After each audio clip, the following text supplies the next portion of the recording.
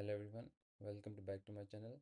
My name is Ayushman, currently pursuing my bachelor's degree from Sri Venkateshwara College of Engineering. Welcome to my presentation on analysis of variance or ANOVA. Today we will explore what is ANOVA, the types, the key concepts, the practical applications, and some resources for further learning. Let's start our slide with the ANOVA is statistical method used to compare the means of three or more groups. It helps us to determine whether at least one group mean is significantly different from the other, or the one of the key advantages of ANOVA is that it reduces the risk of the type 1 error. We can say that easily the definition of ANOVA as it compares the means across the three or more groups. The purpose is to reduce the errors from the compared or multiple tests, which can occur when performing multiple t-tests. By using ANOVA, we can analyze all groups simultaneously, providing a clearer overall picture. There are main two types of ANOVA: one-way ANOVA, two-way ANOVA. One-way ANOVA compares means across groups based on single factors such as different treatments is an experiment. Two-way ANOVA consider two independent variables and either interaction different on dependent variables. For example, it can be used to evaluate how different diets and exercises levels affects the weight loss. Here we can see that the two types of ANOVA we are usually seeing in this context, as one-way ANOVA means comparing means based on the one factor, and the two-way ANOVA means examines effect of two factors and interactions of the ANOVA, which can be considered two independent variables and their interaction effects on dependent variable. Then the key concepts. Understanding the hypothesis is a crucial in ANOVA. The null hypothesis, alternate hypothesis, and the F ratio. The null hypothesis states that all the group means are equal, while all the alternate hypothesis posits that at least one group mean is different. The F ratio is a key statistic in ANOVA group, representing the variance between groups divided by the variance within the group. A higher F ratio suggests a greater likelihood that group means not all the same.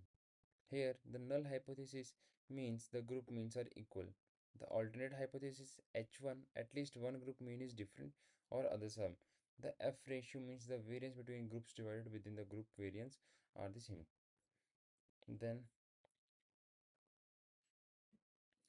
now let's look at the ANOVA table. The table summarizes the source of variation in the data.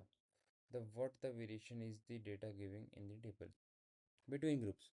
Now shows that the variance attributed to the differences between the group means the row shows the variance that within the each group the total overall variance in the data, which is the sum of the between group within the group variances. The F ratio is calculated using the mean squares derived from the sums of the squares. This table is essential for the interpreting results of the ANOVA. Here, the table we can see is the source, between groups, within groups, then total. Then SS, DF, MS, F ratio, we can say. The between groups, the within groups, the total, the F ratio. Here we can see the differences between the group means. Then within the groups, we can see the shows variance with each group.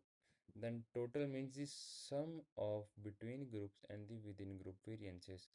The F ratio is calculated using the mean squares derived from the squares. So here we can say between groups it's SSB k minus 1, then MSB, then F ratio we can say is equal to MSB upon MSW. The total we can say SST, then n minus 1. On the next slide we can see performing ANOVA involves several steps.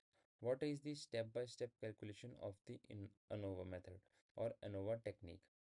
First of all, collecting data, then calculation of the means, then calculation of the SSB or SSW means, or we can say means variance between the within the groups, then computing F ratio.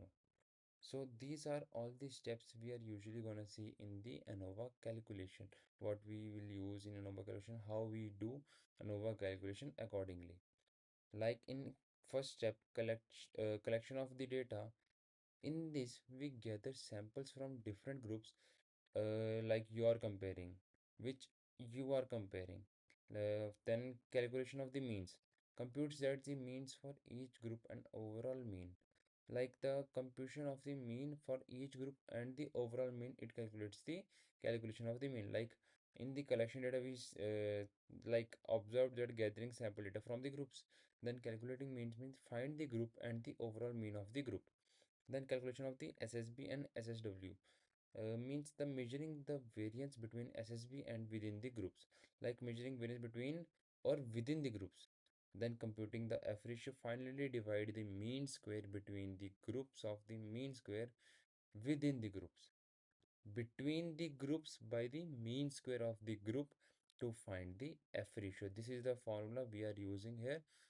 Kindly highlight this. We can say the mean square between the mean square between the groups by the mean square within the groups to calculate the F ratio. Nextly, ANOVA has many practical applications like in agriculture, like in medicines or in education, we can say.